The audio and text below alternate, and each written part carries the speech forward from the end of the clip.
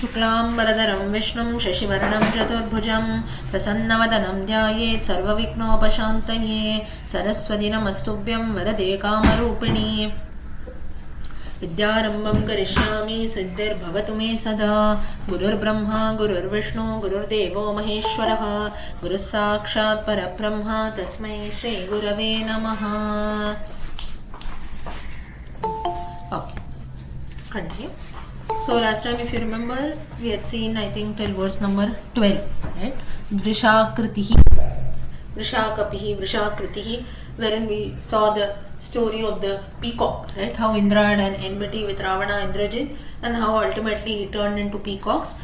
How the peacocks start dancing during the rainy season and so on. Those who missed the previous session, please listen to the recording. So now the next shloka, that is there, verse number 13. Nama 115. Rudraha.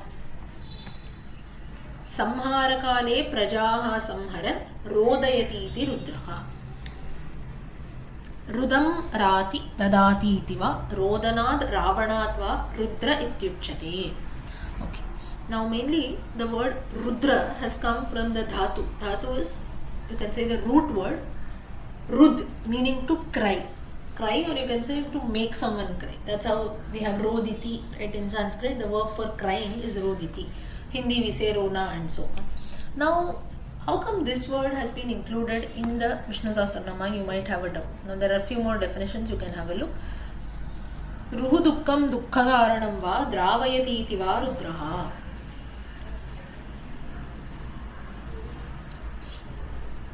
Then from Linga Puranam also you have some reference that is there. Rudukkam dukkha hetum va vidravayati saprabhu rudrachyute tasmat shivah paramakaranam. Now basically here when we say Rudra, it doesn't mean to make someone cry. Like how can the god make someone cry? It is basically happy tears, right? So the concept of crying that is there, that has been related to some god, and that is nothing but Rudraha. So everything that we see around today, even mere feelings of crying, laughing, smiling, loving and so on, or even sleeping, eating, all these actions also are related to somewhat some divine personality. In this case, crying is related to Rudraha. So mainly now when we say crying is actually happy tears, or to express our emotions. Sometimes when you are very happy, we get happy tears, right? That is the meaning of the word Rudraha, Rudra. Okay. So now for this there is a beautiful story. Now there was a great devotee of Lord Vishnu. He used to live in Kanchipuram, Tamil Nadu. So there every day he had this practice. Now if you go to Kanchipuram, there are many temples, right? You have few temples, Shiva Kanchi 108, Shiva Kanchi 108, Vishnu Kanchi and so on. Then you have the famous Varadaraja Perumal temple. You have the concept of Ati Varadar that comes once in 40 years.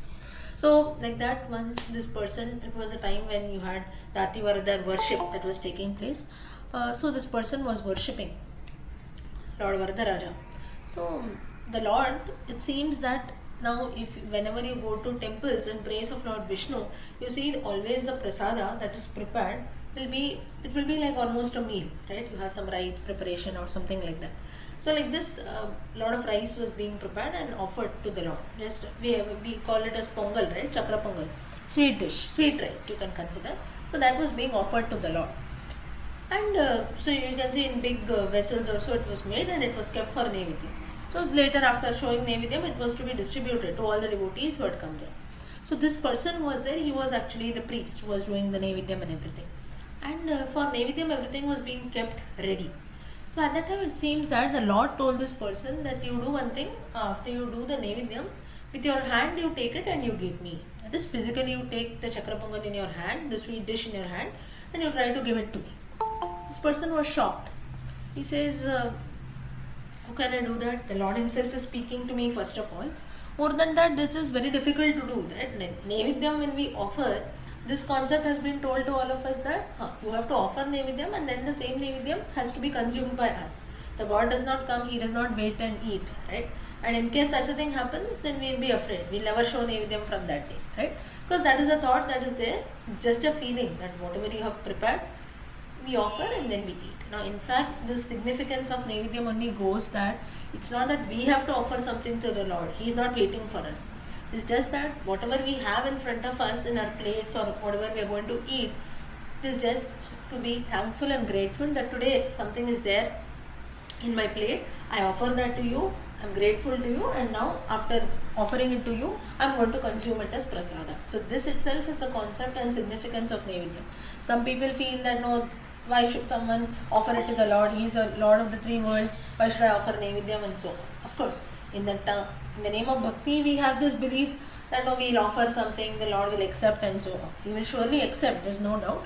But the significance of Naivedyam is that today he has only given us food, right? Whatever we have, it's been given by the Lord. So there if I say no, I am offering something, it's not that we are offering something.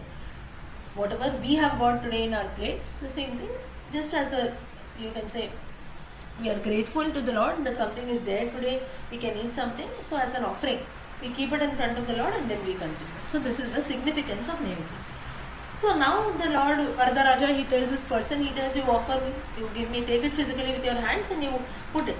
And this person is shocked. He said, how can I do this? How will you eat? It's just a statue form, right? And devotees, everyone is there, something like, it seems to be very strange. The Lord says, don't worry. When you do the Naivedyam, you'll know they'll not show it to public, right? They'll always cover it with a cloth. But if you go in temples, you'll have a curtain kind of a. So he closes that and everyone feels that this person is doing Naivedyam and so on. But what he did is actually, just as the Lord said, he took the sweet rice that was there, Chakrapamal in his hand, and he kept it near the mouth of the idol of the Lord. And it seems that really the idol, the Lord Varadaraja, who told him that you give me, really it seems that he ate it, he consumed.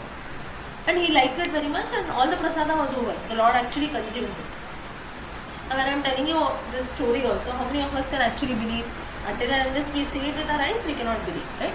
So like that, later, after the Naivedyam was done, again the curtain opened. Now everyone is shocked. They say, how come this has happened? What nonsense? Where is the Naivedyam? Who ate it? And all of them. Now obviously something, just 1 second, hold on.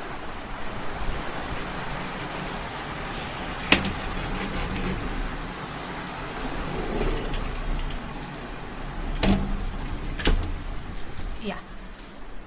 So obviously now such a thing happens, everyone is going to blame the priest, right?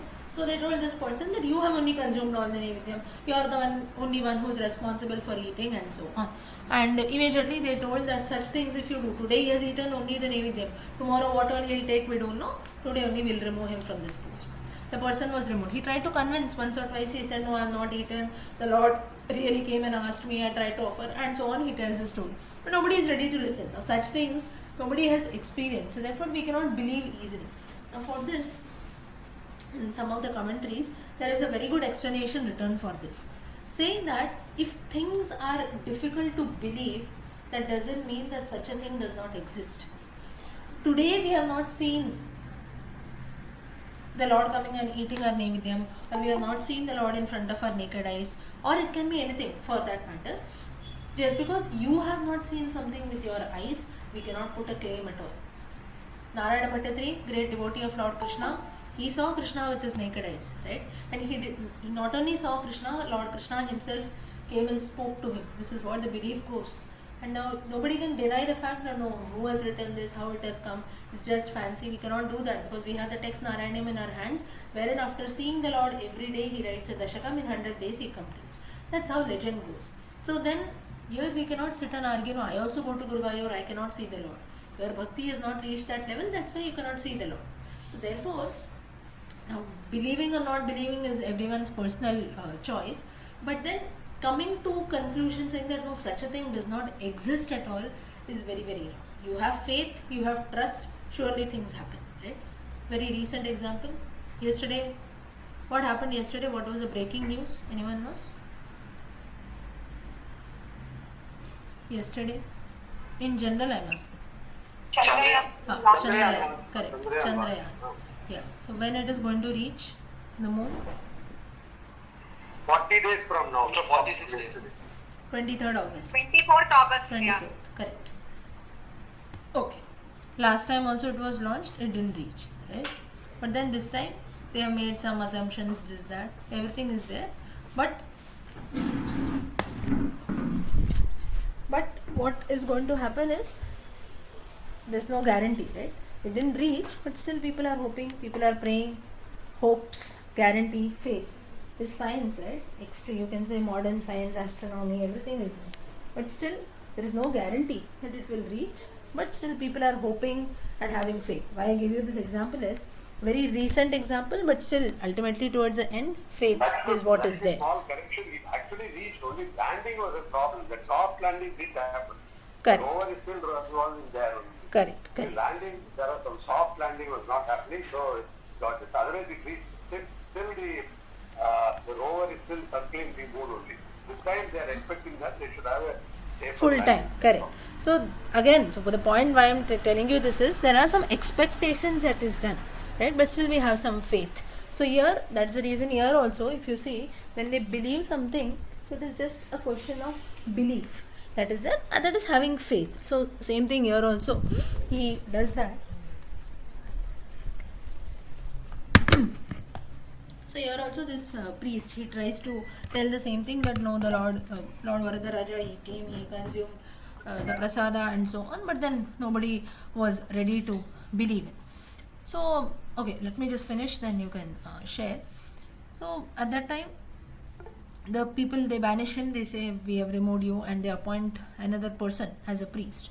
And after a few days, what happens is, some other person comes there, a group of devotees, they come, and this time what they do is, they as prasada, as offering, they bring a lot of food items, rice, sweet dish and so on, everything like full meals. They bring a lot of food items as naivedyam, and they keep it in front of the Lord. Now this time what happened is, whatever they had bought in, it was in big vessels, in big gallons, or you can consider big vessels, like almost you can give as annadana. In that way they had prepared food, naivedyam and so on.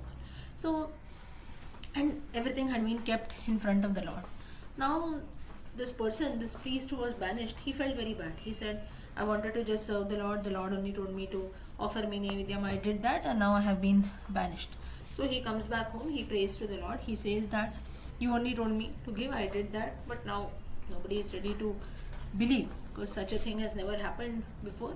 But lastly, what you say, what has happened, I am only suffering, I have been banished, I have been removed, and so on. So the Lord, he does not do anything, and after a few days this incident happens, wherein a lot of prasada was being bought, and at that time there is another priest who has been appointed, and he is about to start doing the naivedyam and so on. At that time they hear a voice from the Sannidhi, wherein the Lord, he speaks that only if the original priest comes and offers, he does naivedyam and everything, then only I am going to accept. Otherwise, I am not going to accept all this food that is being bought.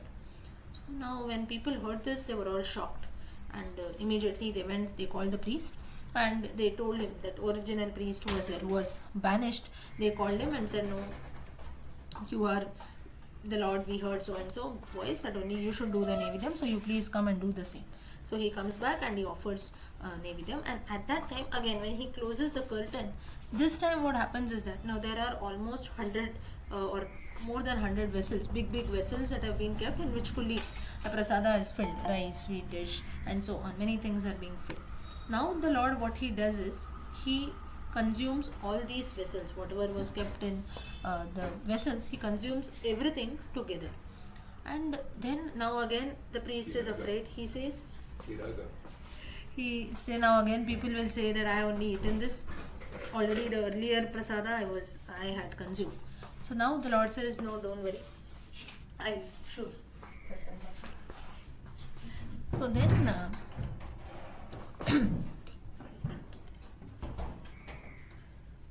everyone is confused, they are waiting for the priest to do the naivedyam and come out. So this priest, and he waits inside, the curtain is closed as usual for doing the naivedyam.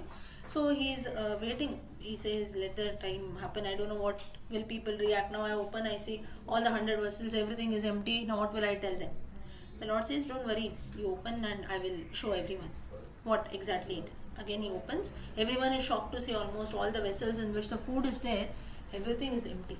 And at this time, before people could react, now obviously if one vessel of last time we saw, the sweet pongal or the chakra pongal is there, that maybe one person can consume, because in his hand you see the sweet pongal was there. This time nothing was there in the hands of the priest. This time all the vessels were empty. Now, if a person wants to consume maybe one vessel full maximum, that too we cannot eat, right? But now 100 vessels, more than 100 vessels, food has been prepared. If everything has been consumed, people started believing that surely this person is not eating. There is some other mystery to this. At that time, they hear a voice from the Lord, and they tell that, and the Lord Himself, He tells through a voice that I have only consumed all this. This person is my true devotee. In fact, last time also I only told him to offer, and that's the reason he offered. He told you the truth that is there. People could not believe this, and they have got happy tears. That's how, looking or listening to the Leela of this Lord, whenever we get happy tears, that's the reason how the Lord gets another name, Rudraya Namaha. Now, this person, he was very pleased by the Leela of the Lord. He also got happy tears and so on. Now, the significance through this is that now to believe such things becomes very difficult, right?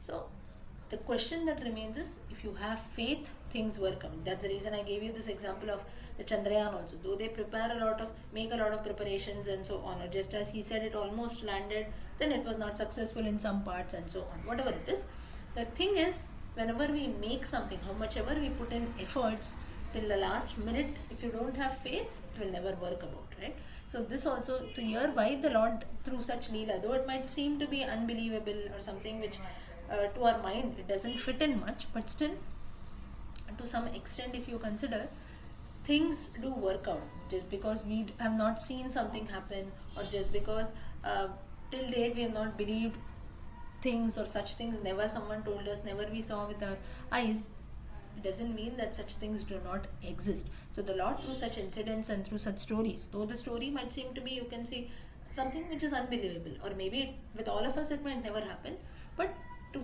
such stories, what he tries to show is that if you have faith, surely things do change in. And like this person offered him, he says, with full bhakti, you offer me something, I'm there to surely accept. Maybe you cannot see with your eyes, but whatever people offer in, I will surely accept. And this leads to happy tears also. Happy tears is in our happiness, how a person can express. That's how the Lord gets a nama, Rudraya Namaha. Now there is another significance to this. Parashara Bhatta in his commentary, he specifies that why the Vishnu Sahasranama 115th nama is Rudraya Namaha. It seems that after listening to all these namas, 115, when people were telling this nama, it seems that Parashara Bhatta tells many devotees get happy tears in their eyes, saying that a person cannot even chant the Vishnu Sahasranama. First of all, not even one nama. We have not only chanted 1008 namas, but we are also looking at the meanings. We are on 115th meaning that is there. To reach here also we need the grace of the Lord. The Lord has blessed me with the best. For that reason it seems that he got happy tears. That is the reason he has mentioned this name, this nama here. So this is another explanation that is there. Now this can happen with all of us, at the same time it cannot happen. Maybe in the case of all of us, all of you, maybe if I'm not telling you the right way, so it doesn't mean that you might get happy tears. How the person speaks, how the person conveys, how the person tells some stories, listening to that, sometimes we have happy tears. Tears in the sense, we need not always cry, right? But we are just overwhelmed. We become very happy. We don't know how to express. Or now sometimes what happens is, whenever you listen to someone speaking, I'm not talking about myself, you listen to some good people, good speakers, when they speak, listening to them, always we feel, right, wow, if someone speaks like this, I can listen to this person the whole day, right? Or whenever they speak something, you listen to someone telling you something unique or so, or you have not listened something like that before, we feel very happy, or we learn something new and so on. So this is Parashara, he says, he makes this comment here saying that Vishnu Sahasranama also till the 115th nama, people who have listened, they will surely have happy tears. No doubt it depends on the speaker also.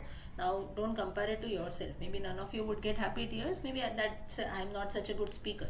But then if you listen to some other person, maybe an expert in this field, who conveys the nama, or if you read the original Parashara Bhatta's commentary, surely it will lead to happy tears. In the end, it will make us happy, overwhelmed, that is there. So Rudraha, this is one nama which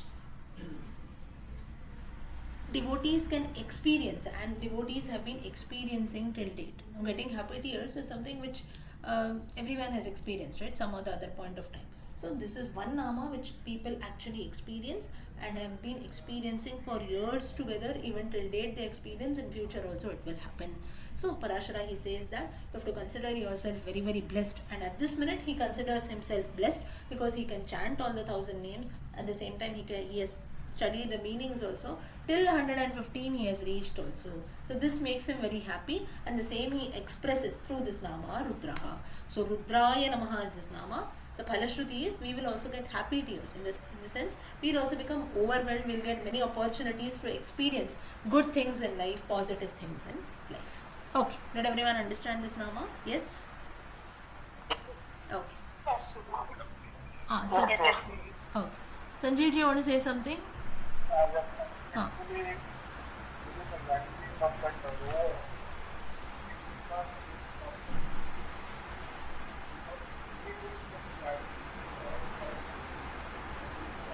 Hmm.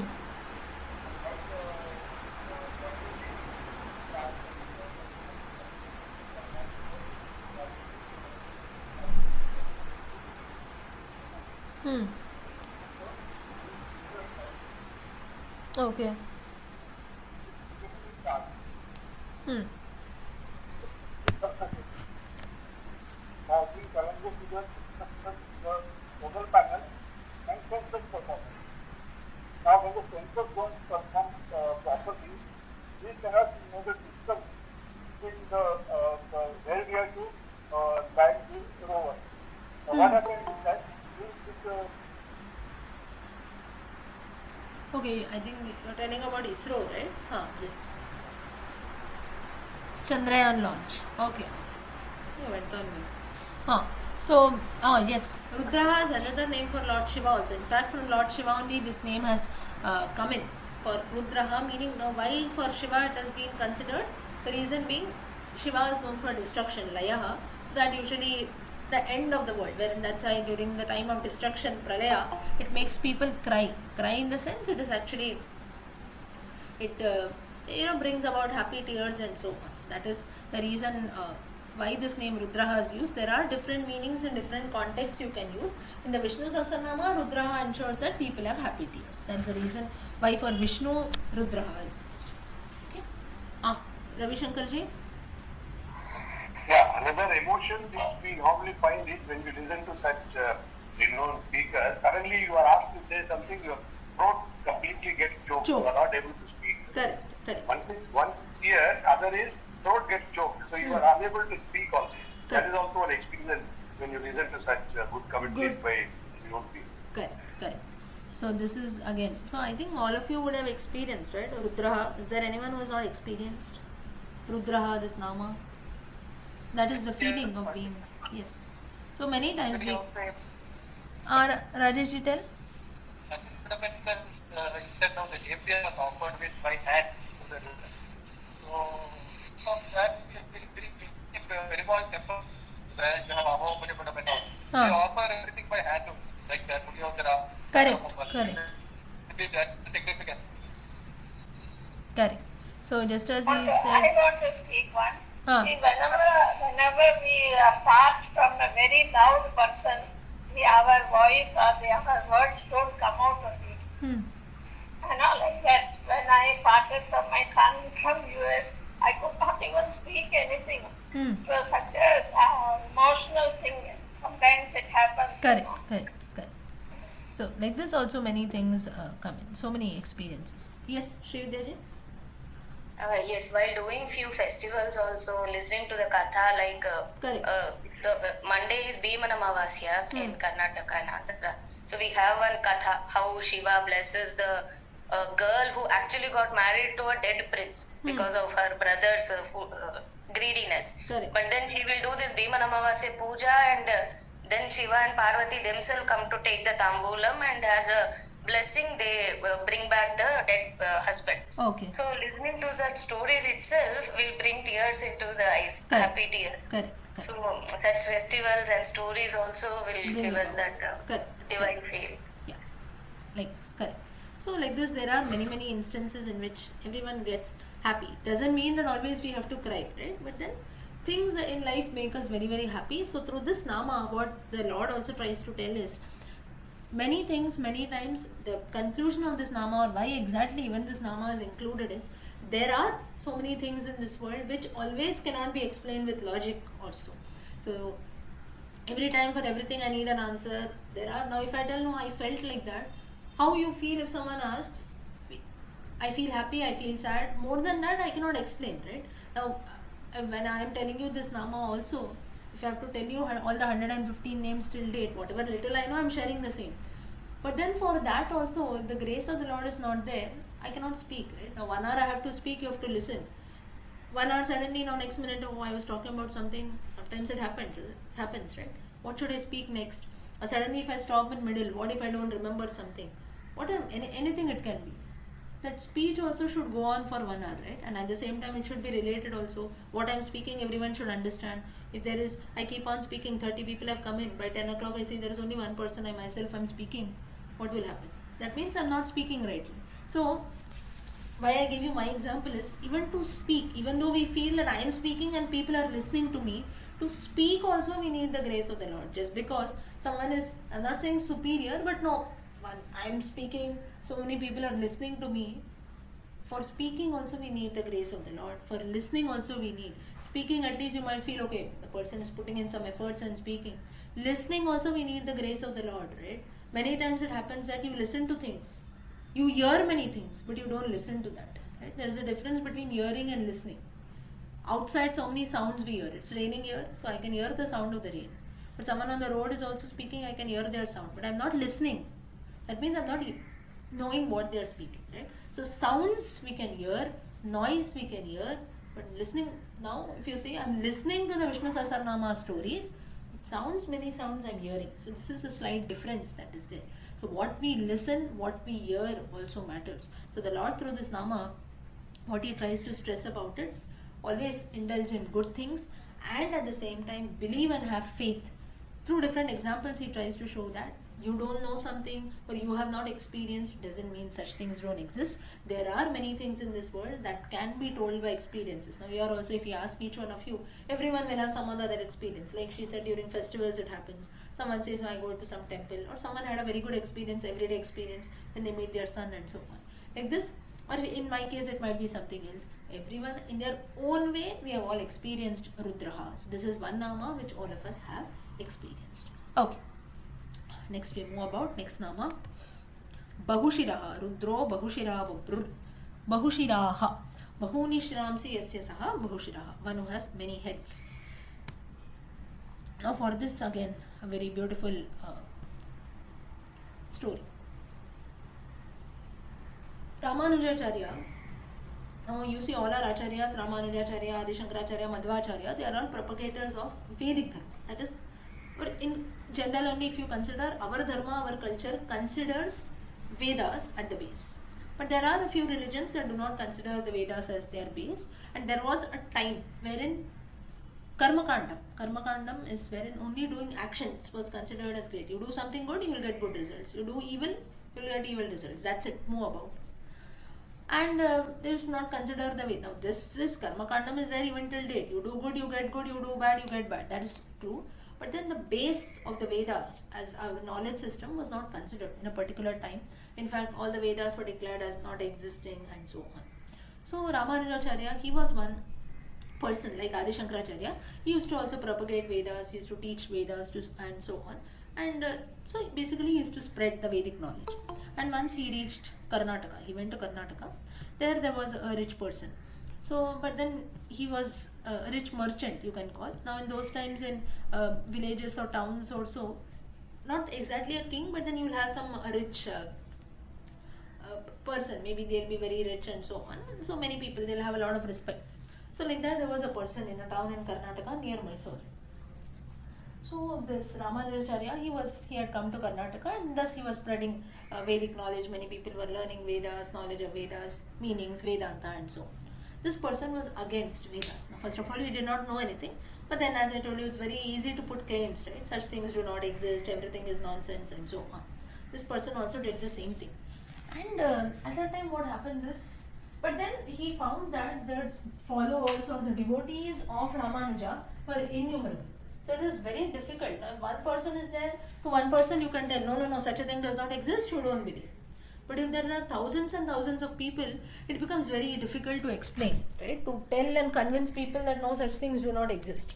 But then this person wanted to do that. So what he does is, he calls people and he calls his own ministers and he tells, you go to Ramanujacharya, you tell him that we want to do a debate. And my king is my leader, this merchant. He calls few of his servants, he tells, go tell Ramanujacharya that we want to do a debate with you. We'll ask different questions from the Vedas, Vedanta and so on. You should be able to answer. You're propagating so much, right? Do you even have that knowledge? What is this? And so on. They keep questioning. Now the same happens in the case of Kumarila Bhatta also. There is another character. Have you heard the name Kumarila Bhatta? Anyone has heard? Yes, Lakshmiji. Kumarila Bhatta's story, I hope everyone knows. Mainly he was, you can consider Mimamsa philosophy. He was the one who was famous for that. And when a lot of Buddhism was growing about, at that time he came at the right time and tried to show that Vedaha Paramapramanaha. This is a very famous statement that he made, Kumarila Bhatta. So like that, even Ramanuja also got this experience, and everyone went and told Ramanuja that this is how he's asking for a debate and so on. So Ramanujacharya says, I am not here to make debates and everything. And now if you see most of our acharyas, they will never, now of course Shankaracharya also had a debate with Mandana Mishra, but they will never go and maybe this is how it is, you have to believe this and so on. They never put in claims. Or even our own religion for that matter, let's not call it religion, dharma, or so many scriptures that are there, they will never ever make a claim that this is the only thing that you have to do. That is the reason Krishna also tells in the Gita, Patram Pushpam Phalam Toyam Yome Bhaktya Prayachati. Anything you offer, I am ready to accept. Or as the Gita goes about, till the ground level he stoops about, he says, you don't do anything, that is fine. I will accept that, but you don't cause evil to anything. Sarva bhuta hite rataha. Right? You don't do anything also, that is okay. But at least you don't cause harm to anyone. Right? So then it is such an open religion, right? Open system. So that's the reason why you see even till date, Hindu culture, let's not call it even Hindu, Sanatana Dharma or Indian culture is accepted by many people all around. More than acceptance, it is something which is easy to follow, right? There are so many methods that are there. You want to worship Vishnu, you worship Vishnu. Want to worship Shiva, you worship Shiva. I say I want to read the Gita, you do that. Someone says, no, I don't want to read anything, but I just want to meditate on the Lord, okay. Someone says, no, I don't want to meditate, I will do Bhakti Yoga, I'll sing the songs of the Lord, I'll offer flowers, I'll do puja, I'll go to temples, okay. Someone says, no, I just want to sing songs, that is accepted. Someone says, I want to chant the Nama, that is accepted. Someone says, I want to chant Vedic mantras, I want to do all different yajna sacrifices, that is fine. There are so many options. Third person says, I don't want to do anything. Lord says, that is fine. You name your son as Narayana, that also I will consider Bhakti and give you moksha. Ajamila story. So there are so many options that are there, right? Everything is Bhakti. Now here also, there are about 28 people, right? Everyone, we have our own ways of doing Bhakti. Now if I say, okay, all of us, now mostly or everyone, you will have your daily worship, puja, prayer, something you chant. All 28 people, if I ask what you do in the morning, what do you chant? Someone will say, no, I light a lamp and I go, I'm very busy, I have to go for work. Someone says, oh, you ask me something, I'll say, no, I don't do anything much. Most of the days, Sundarakandam or Narayanyam, something is there, I chant that along with other people, and then some prayers I chant and I go about. Someone says, no, I chant all the 18 chapters of the Gita every day. Someone will say, no, depending on the days, I change my puja. Today is Saturday, I will chant something in praise of Rama or Anjaneya. Tomorrow is Sunday, I'll chant something in praise of Navagraha Surya. Something like that, depending on the days. Third person will say, no, I have the concept of Shiva Puja at my house, so every day I have to do the Shiva Puja. Right? Now, like this, if you see, here only, there is a lot of variation. Okay, let me not only make conclusion. 2 or 3 people we can ask. Ravi Shankarji, do you have some daily worship that you do every day? It may not be a puja, even if some prayer, something you will chant, right? No, I chant Rudram Chamakam and all as taught by Arun sir every day. So Vedas, you chant the Vedas. Okay. Anuradha ji? I chant Narayaniam 2 resonance daily. Okay. And Bhagavatam 1 or 2 according 1 or to 2 the time. chapters. Definitely Okay. 1 or 2 I will You chant. Bhagavatam. Okay. Sudha ji? And Bhagavad Gita One chapter adhyayam. possible. Okay. Sudhaji? Yes, ma'am, I chant daily Vishnu Sahasranama, Lalita Sahasranama and Hanuman Chalisa. Hanuman Chalisa. Okay. Rajesh ji? I used to study chat about courage of the system. Okay. Bhagya Suktam and all that. So Vedas again. Shri Vidya ji, you do something? Yes, Lakshmi ji, I chant Narayaniyam, the Ramayanam. I am now in Kishkinda Kanda. So you chant Narayana. Okay. And Deepa Dupam Deepa and Dupam Hanuman and Traya Chalisa Samsara. daily. Okay. Narayaniyam in the evening. Okay. Abhilasha ji? Bhagavad Gita. Okay. I chant Lalita Sahasranam daily and 3 chapters of Narayanyam and Durga Shaptasati day. Day. Okay. Adi Bappa ji? There can be also people who don't do anything like me. Okay. It's no compulsion. You can say that also. Adi Bappa ji? You do something? Madam, conduct so many classes, no? That is madam will use them. Okay. Adi Bappa ji? Madam, I will by daily Ashtottara. Different Ashtotras you chant. Okay. Lakshmi Ashtottara, Monday Shiva Ashtottara, like Okay. that. So depending on the days you do bhakti. Correct. Bhuvneshwari ji? I chant Lalita Sahasranam, Vishnu Sahasranam, Hanuman Chalisa, and some other at random. Everyday stotras. Okay. Whatever I feel like, I will do. Not regularly, but I will try to do. Okay. Correct. Indra ji? Let's ask everyone, right? Yes, I chant Narayanam and some verses from Bhagavad Gita and depends upon the days Lakshmi Sostram, Shiva Sostram like that, and the evening I will chant Vishnu Sahasranama. Vishnu Sahasranama. Okay. Now, okay. Anyone else you want to share? More than me asking anyone else. If you want to share, you can. Shanta ji. I used to chant that Aditya Hridayam and Narayana Kavacham daily and Ashtottara. Ashtotram. Okay. Sanjeev ji. I am actually doing the puja, I daily chant Saptada. Then the Venkata Sir, Asura Sir, Gita chapter 11, 12, 15, 18, Vishnu Sahasranam, Ekasatha, Rameshwar Sottra, Narayana Sottra, Sundarkand, this Sottra, without daily madam, daily thing. Okay. And Guru Nanak. Okay. So daily he has made a timetable for himself. Very nice. Sundari ji. I do my Kanda Sashti Kavacha every day after bath and the evening Vishnu Sahasranama. Correct. Very nice. That's all. Yes. Now if you see, we listen to so many people, right? Everyone had their own way of worshipping. Krishnavani ji, tell. Daily I chant Vishnu Sahasranam, Lalita Sahasranam, Hmm. and Shiva Puranam, Narayana, Bhagavad Gita, one chapter. Okay. Okay. Now if you see, so everyone had their own ways of telling. Now most of them they chant the Sahasranama every day. Some people have a practice of chanting Hanuman Chalisa. Some told that no, I chant one in the morning, another in the evening. Who told us to do all this? Nobody told, right? Whatever you learn, one person said that no, whatever I chant some stotras, as I feel I do. Right? So as I get time I do, or so today I felt like chanting something, I do that. This itself shows the openness of our culture that we follow, right? Nobody told us you have to chant this so many times. Nobody told us that you have to do something at this time only you have to chant this, or you have to worship only this god on this day. Nobody did that, right? Nobody told you to worship only Vishnu or Shiva or the goddess alone. There are many gods. As you want, everyone can do. There are so many options that are given. We will get confused which god you have to worship. So this is the beauty of our culture that says that the Lord says, I have given you so many options, so many books. Whatever you want, you choose and do. If you don't do anything also, that is fine. You at least be a good human being, right? So this is unlike. Now I'm not talking against some religion or so, but then this itself shows the diversity that is there, unlike many systems, many beliefs which show that we have to worship only this person or this god or this book or whatever it is. Then you don't have any options. So then of course maybe in that ways things become more easy, right? And only this is what you have to do, so things are easy, things will not be complicated.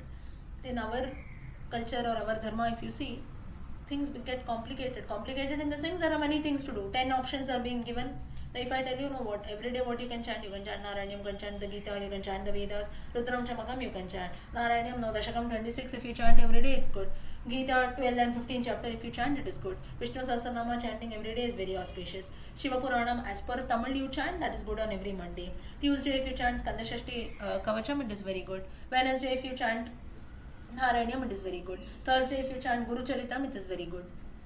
Like this, you see the list goes on, and ultimately you feel what should I chant, then everything is good, right?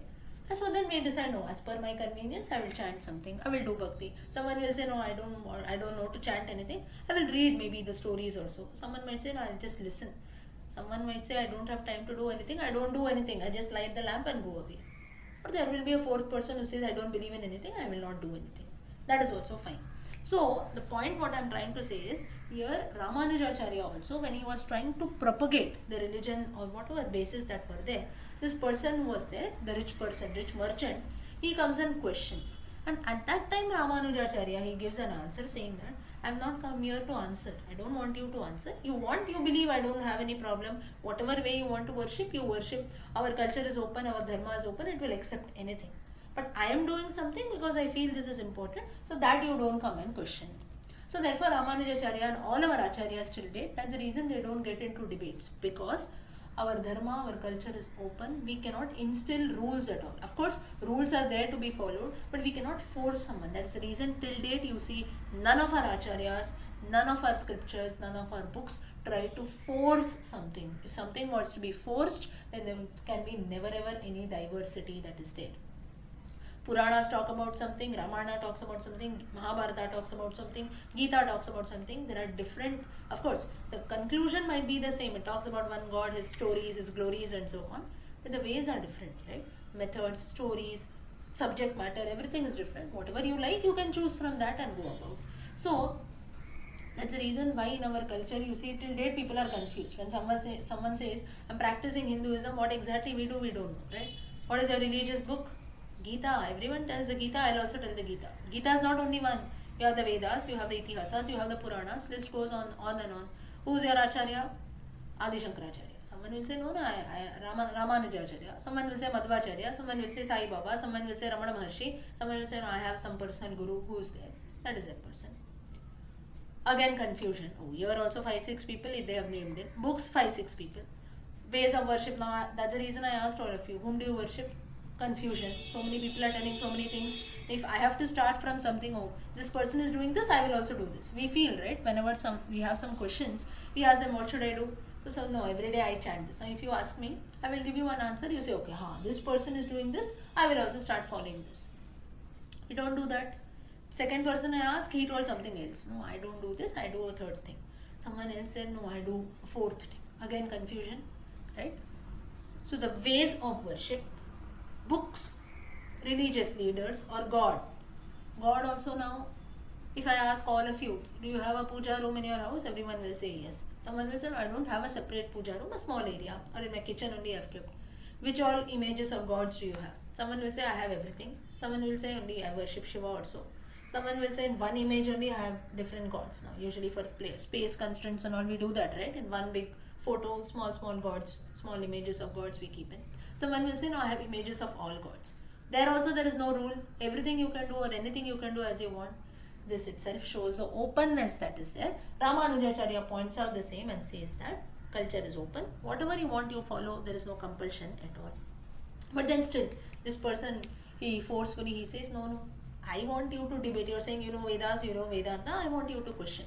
So now Ramanujacharya, he says that, okay, so all his followers, everyone come in, the merchants, followers who are there, people along with him, and they said that we'll do one thing. So Ramanujacharya says, being an acharya, I don't want to get into debates also. I'm not here, like we are not politicians also, right? On everything you have a debate. One party does something, opposition has to speak about it. It's not like that. So what they did is, they put a cloth, that is they put a curtain in between. On one side the Acharya was sitting, Ramanujacharya was sitting, and on the other side the rich merchant and all his ministers who were there, they were all sitting along. So then this was just to show that debates and debating on things, like if you see the debate between Mandana Mishra and Adi Shankaracharya, or maybe the question answer session, Vishnu Sahasranama, Yudhishthira, Vaishampayana, or Rudra Gita goes about, or Sanatsujati, Yam Yaksha Prashna between Yaksha and Yudhishthira, the Gita between Krishna and Arjuna. Asking question and answers is not wrong for the sake of knowledge, but debating on useless topics, and here the merchant, he was debating because he wanted to prove that there is nothing such as Vedas and Vedantas. He wanted to prove everything to be false, and he wanted to stop people learning this from Ramanujacharya. That was his purpose, and that's the reason why the Acharya told, I don't want to debate on such things face to face, and that's why they put the curtain in between, they put the cloth in between. And now there are many followers that come. Now to question people, we are all ready, right? Now if I ask you, or if you can ask me any questions, each one might be, it is very, you will have some question you can ask. Same thing now, if we tell you to answer something, people will run away, right? It happens with me also. Asking questions is easy, but telling answers becomes difficult. So then now everyone has come in together to ask questions, and each one of them, one by one, they pour questions as if arrows are being shot about. They shoot questions at Ramanuja. Very patiently he answers. And at that time, one person, now people were told you should not go on the other side of the curtain. Someone felt there is something fishy. Maybe someone else is only answering. This Acharya doesn't know anything. So one of the followers, he slips on the other side of the curtain. Somewhat he goes inside. And he is shocked to see that Ramanujacharya has Adishesha over his head. And 1,000 heads of the snake are seen there. That's the reason, because Ramanujacharya is an avatara, is an incarnation of Lord Adishesha himself. That's the reason why Adishesha with 1,000 hoots, and from each mouth he was answering, because answers were being shot. At a time, hundreds of people were asking him questions. So he was answering all of them together with the help of Adishesha. The Upanishad also, you have a Vakyam that is there, Sarvajñas Sarvavat. Sarvajñas Sarvayat, meaning one who knows Sarvayat. Sarvajñas Sarvavat, correct, Sarvavat only, meaning one who is a knower of everything, one who knows everything, knowledge, jnanam, one who is aware of everything. So that is, this nama here, it signifies that.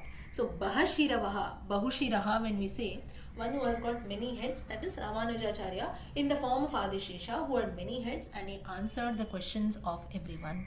So here, if we also chant this nama, Bahashirase Namaha, we will also get knowledge from different parts, and at the same time we can put that knowledge to use in good ways, maybe to tell others, or at the same time for our own benefit also. So Bahashirase Namaha, it is the Phalashruti of this nama is we can get knowledge from different aspects. At the same time, just like Ramanuja could answer people, similarly people come and debate on different topics, we will also be able to convince and answer them properly. So this is a nama, this is a Phalashruti, Bahashirase Namaha. So how Ramanujacharya and the Lord himself came to help the Acharya in order to answer all the doubts that people had. Okay, did everyone understand this nama? Yes? Yes. Okay. Yes, Lakshmi. Next is Babruhu. Bibarti Lokan iti Babruhu. One who supports, one who holds the world, that is Babru. For this, again, you have a very beautiful story. It talks about the Srivilliputturu temple. Srivilliputturu, there, if you see, now the tradition that goes about there is Andal, the goddess, she is brought about sitting on Adishesha as a Vahana when they bring about their Rathotsava and so on. At that time you can see that the goddess Andal, she is sitting on Adishesha, and the Lord there, you can always see him carrying the Govardhana mountain on his head. Now why? Usually if you go to any temple, both the goddess and the Lord, both will be brought in the same Vahana, right? But here only Andal, only the goddess is sitting on Adishesha. The Lord is carrying the Govardhanagiri and standing. People were questioning, what is this? Why this significance is seen here? Now basically Andal, the goddess, is considered to be an avatara of Bhumi Devi, Prithvi. So Adishesha bears Prithvi, just as he bears Lord Vishnu, he also bears Prithvi on him. To signify this, Andal sits on Adishesha. And the Bharam, the Prithvi Bharam, and by Lord Vishnu lifting the Govardhanagiri, it is now when as per the Krishna Leela stories, when he lifted the Govardhanagiri mountain, so many cows, people, everyone, for 7 whole days they were standing under the mountain, right? Just lifted little finger, Krishna was standing there patiently. He bore all the burdens, the rain, everything that came in, he was standing erect there. So this signifies that all the burdens that we have in life, it can be physical tensions, mental worries, whatever it is, if you have faith, if you have belief, the Lord surely carries all his burdens on his head. So this incident, or you can say this instance that happens in the Srivilliputturu temple, wherein Lord Andal sits on Adishesha. It's a significance to show that Lord Earth, Goddess Earth, is being borne by Adishesha. So he is only carrying Goddess Earth, and when the Lord, he carries the Govardhanagiri mountain, it is to signify that like the Govardhanagiri mountain, he will also carry all our worries and burdens on him. We are all very much safe under his safety, just as the people and animals of Gokula were safe under the Govardhana mountain when Krishna carried it. Similarly, if we have the grace of Lord over us, like the Govardhanagiri mountain, all our tensions, worries, burdens, everything will be washed away. We will be safe under the Giri mountain, just as the Lord carried the Govardhanagiri mountain on his hand. We will all be safe under his care, fully under his grace. So this incident can be shown in Srivilliputturu. Not a very big story, but through Babruhu. Babruhu literally means Babhrave Namaha. This is the Nama, meaning one who carries all our burdens, so all our physical worries, mental tensions, and so on. Every minute, every day, we have some other worry, right? It can be at a very small scale. Nobody can say, no, I don't have any worries at all. One day goes about, morning you're happy, evening something will come in. Again, next day you feel, oh, this one thing is gone, the next tension has to come in, right? So like this, it keeps on happening, but burdens, worries, tensions, everything is going to come. So now through this Nama, you must know one thing, that Babruhu, this itself shows that there is no one, or there is no life that will say that no, I'm free from worries, free from tensions, or even if I pray to the Lord, no, from today onwards till I die, it's going to be only Sukha. Sukha, Sukha, Sukha, happiness. If that is only going to happen, then we will not have names like Babruhu. Why will the Lord bear your burdens then? If you are only happy, we will build a temple for ourselves, right? Then instead of Vishnu, beside there will be a temple for yourself with your name. People will come and worship if you are also very happy. And secondly, as a very beautiful explanation goes, if life does not have sorrows, we will never value life. If dukkha doesn't come in, we will never value sukha, right? If a person always lives about with us, one fine day he goes away, only then we know the importance of that person. Till then, it is like, it becomes very difficult. Like we have our own examples, right? I'll give you my example of my own brother. He lives about in a hostel. It's quite nearby, maybe 2 hours or so, but still he lives there. But then the last 20, he is 19. So last 19 years, I never lived apart. We never lived apart, in fact. So then last 1 year or so, when he went about, he goes on a Monday, sometimes he comes on a weekend or so. So today he will come. So then Saturday he comes, and again Monday he has to go. So that distance that is there, it surely, like at least in my case, a very small example, but then you feel that, you're saying that, oh, today he will come, or every time, yesterday also I was asking why you didn't come today, and so on. So then, no, I'll come tomorrow, and the same he feels. So like that, when the person goes, till there we were fighting, right? Whenever we come, we both keep fighting for something or the other, and sometimes it might get even physical, we beat each other and so on. But then when the person goes away, it makes the heart grow fonder, as we say, and you feel that much, saying that no, the person is not there, he has gone away. So like this, whenever, so this I'm giving you a very simple example. When I know that he's not very far, it's quite near, about 2-3 hours or so, every weekend anyway he comes in, most of the weekends. But still that 1 week also, when it goes away, in the course of time, of course we are used to it, but then still it makes us feel. So similarly, the Lord also here, he says that if something doesn't happen, everything is going about very smooth, nobody will value anything, right? Only when you have some ups and downs, only when you have some dukkha, some sukha comes in, some sorrow comes in, only then we will appreciate sukha, right? You have a house, you have a roof over your head, you have food in your plate, that's the reason we don't appreciate. But you see a person on the road, you give him even a small thing to eat, that person will eat that very happily, because he has not seen food, right? So only if we don't have something, we realize the importance of that. That's the reason most of our elders, you see, grandmothers, or even we are, all of you also, you might be telling your children, youngsters, right, never waste food. And we give them examples, saying that you see people who don't have that, you are blessed with this, but still we are crying and cribbing, making mistakes and so on. So why such examples are told is, only when we see someone who's not having that, or only when there is something less in life, we try to value. So that's the reason why the Lord says that Babruhu, this Nama, doesn't mean that our life will not be full of burdens, tensions and so on, but at least by chanting Nama, at least by being positive, showing bhakti and so on, our burdens and tensions and worries will reduce to some extent. The Lord will take care of that. He will give us the strength to bear such things. So this is the Nama, Babhrave Namaha. Okay. Did everyone understand this? Yes? Yes. Okay. Next Rama we'll see. Vishwayonihi. Vishwasya karanatvat Vishwayonihi. Cause of the word Vishwam word. Yonihi literally means womb. But then in this context it means the cause. Now the cause of me is my mother, right? Or my parents. Like this, all of us. Why causes? Why are you even alive? Because of our parents. So like this Vishwayonihi meaning the womb of the entire world, that is the Lord. Now for this we have to go to the Ramayana reference. Now there are many Ramayanas. Most famous Ramayanas, you have Kamba Ramayanam, you have Valmiki Ramayanam. Like that, you also have a Ramayanam of the Alvars.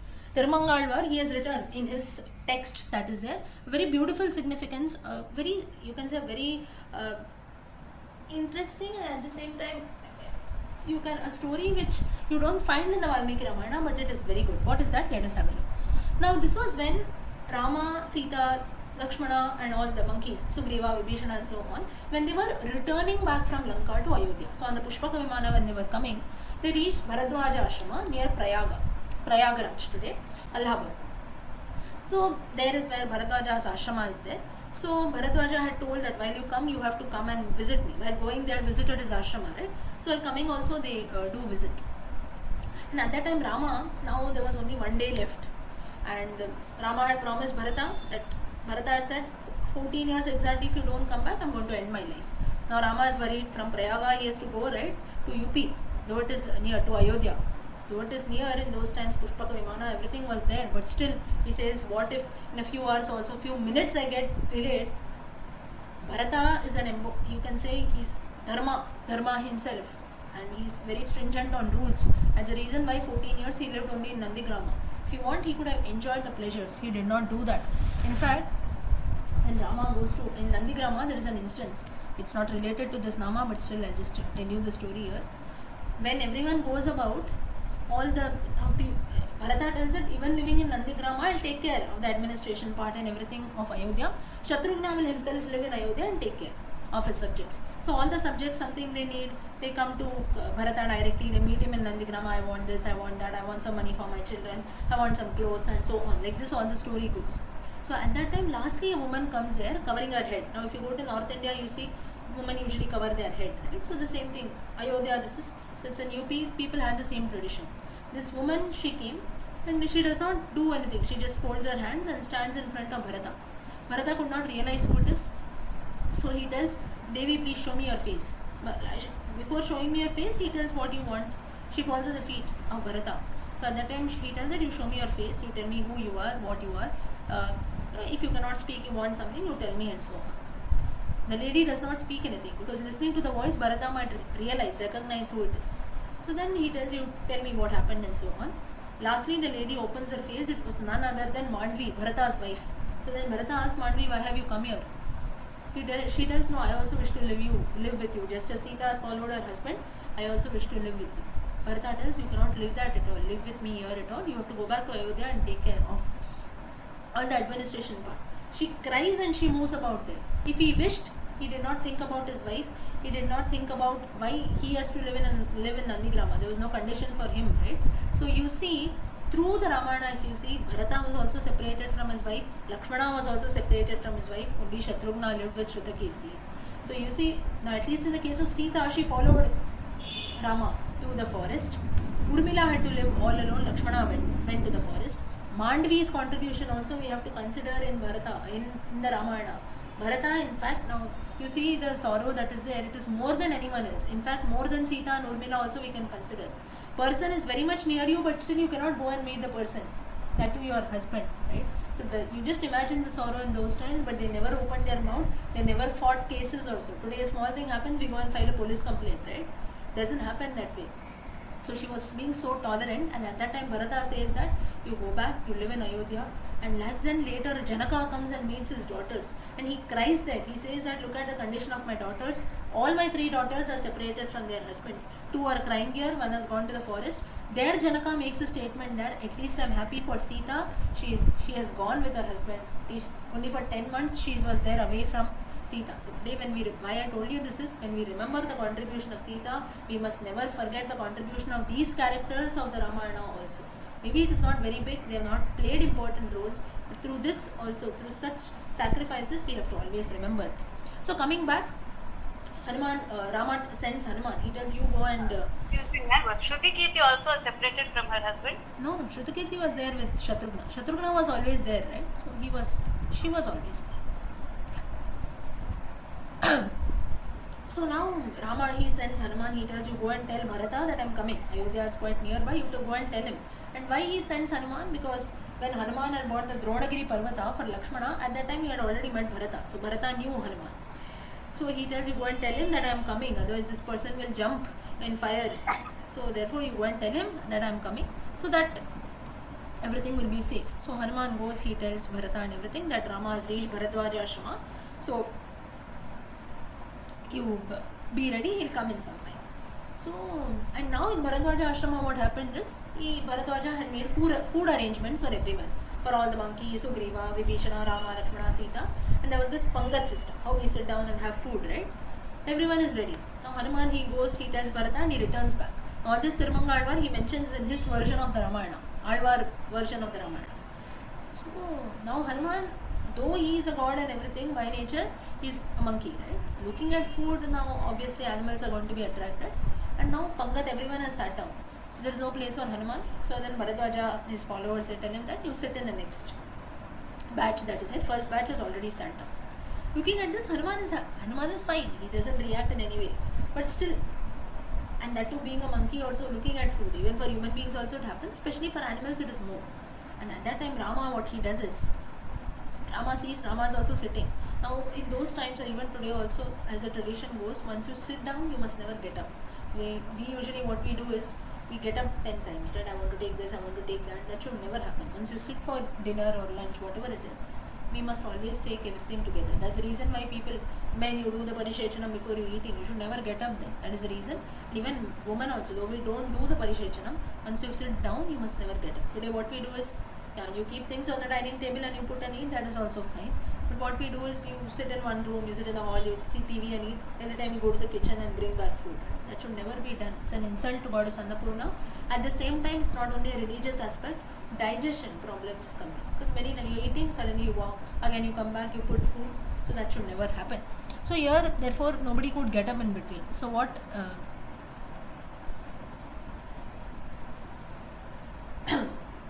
Hanuman does is, Rama, he sees Hanuman is waiting. Yes, this reference comes in. This reference comes even in the Valmiki Ramayana, Ramcharitamanas, that Hanuman is being sent to Bharata. But then there is no reference that he comes back to Bharadwaja's ashrama. In fact, he waits there only with Bharata and Ayodhya. So this, in Alvar's version of the Ramayana, it's mentioned that he returns back to Bharadwaja ashrama. And there what happens is, Rama sees, he says, I only sent my devotee and now he is not getting food. So what he tells is, he cannot get up, he does not break the rules. Rama tells Hanuman, this is my leaf in which food is going to be served, you sit exactly in front of me. And what he does is, the banana leaf is being spread, he draws a line. That's the reason even till date, if you see in a banana leaf, there will be a line, right? There's a partition. On one side you put the rice and everything, on the other side you have sabji, vegetables and other things that are put in. And that day onwards, Rama is the one who had actually divided that banana leaf into two parts. And he tells that on one side of the leaf, you will have the food, on the other side I will have. So this is a devotion that, or respect that the Lord had towards his devotee, saying that my devotee, for my sake he went, he should not be angry, he should not wait for the next batch. And at the same time, I should not break rules of getting up in the middle. So that's the reason both Hanuman and Rama, they eat from the same leaf after making two partitions. So this is the Nama Vishwayonaye Namaha. Vishwayonaye Namaha, one who thinks about his devotees. And just like Hanuman served Rama, similarly all his devotees also, when we serve the Lord, he ensures that he blesses all of us. So this is the Palashruti of this Nama, Vishwayonaye Namaha. Okay, so today time is up. Let us stop here. We'll continue next.